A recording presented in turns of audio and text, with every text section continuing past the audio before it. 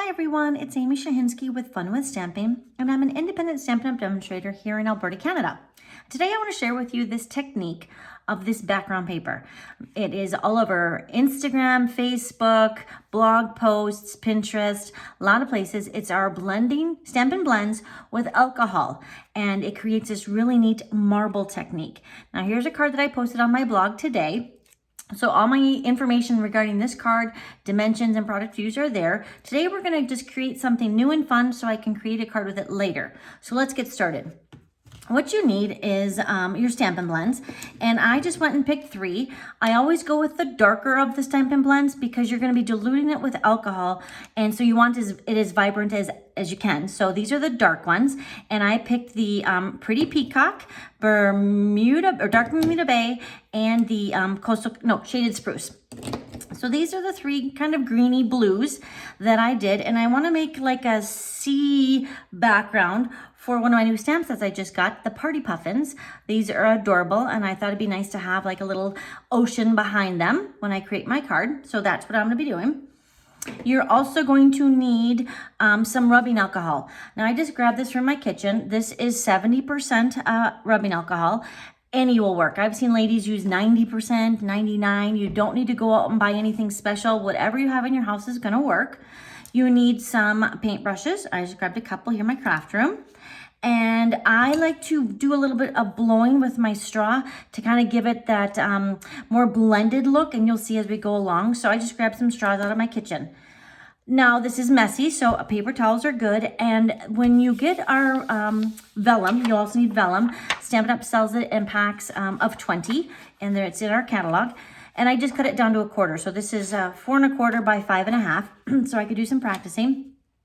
And when you get it wet with the alcohol, it tends to curve and crinkle and not be flat anymore. So I use my Stamparatus with some of my magnets to hold it down. So it's still going to get that wavy, crinkly look, but at least this is a lot easier to work with. It was really curling and curling up. So I thought, well, let's just do this. So I have a little bowl here with my alcohol, and the best way to start with this is start small. Don't do half your page, because if this dries, and it will dry, and before you get the alcohol into it, you'll still see that line. So I go small, and I have my blending brushes or my brushes ready with my alcohol, and I'm just gonna scribble a little mark. You don't have to go all the way to the edge because you're going to dilute it with the alcohol, and that can make it go to the edge. And you'll get the different looks. See, if you don't get it in quick, you'll still see those straight lines from the marker. So I go in pretty quick with my marker. With my alcohol, and I'm going kind of sporadically all over. And then I want to take my straw and kind of blow it around to give it a different look. There we go. Now that was what was this? That was Pretty Peacock. I'm going to bring in now my Shaded Spruce, my light, and I'm going to come over here. And you don't want to go right up to it because you don't want to get that smudge of dark color. And that reason I have my magnets is to hold it down. So my project, this vellum, I can trim it. If it doesn't get all the way to the edge, I just cut that off. Okay, so then we're going to start tapping in the alcohol onto this one and blend it a little bit so you don't see. And then I will take my straw and blow it into it. Now we'll come in with the Dark Bermuda Bay. I'm gonna come this way, and I'm gonna come up into here. And every one of these is gonna be different. Not one of these is gonna be the same. It's another great way to use our blending brushes. I think they're one of the best on the market, and I have them in every color. So you can make all kinds of backgrounds for any of your projects. I do think that I had to iron it because it curled so much. So I just stuck it between a dish towel. I just put it in between a dish towel and gave it a press. And I think I'm gonna come some darker ones over here. And this is all you're gonna do. You're just gonna bring in some of your Stampin' Blend, color it, dilute it, let the alcohol just spread it around. And I've seen a lot of that, and then you can add things on top of it. It could be the focal point of your card. It can be a nice background for, like I did for my Mother's Day card. Okay, and then I'll blow this one a little bit this way. And I just like the shading that it does when I do this technique. So I'm going to bring some of this right in the middle. I'm not going to go too much on this one. And again, bring in your alcohol with your paintbrush. Now some of them dilute really well and you don't see that line. This one not so much, but that's okay.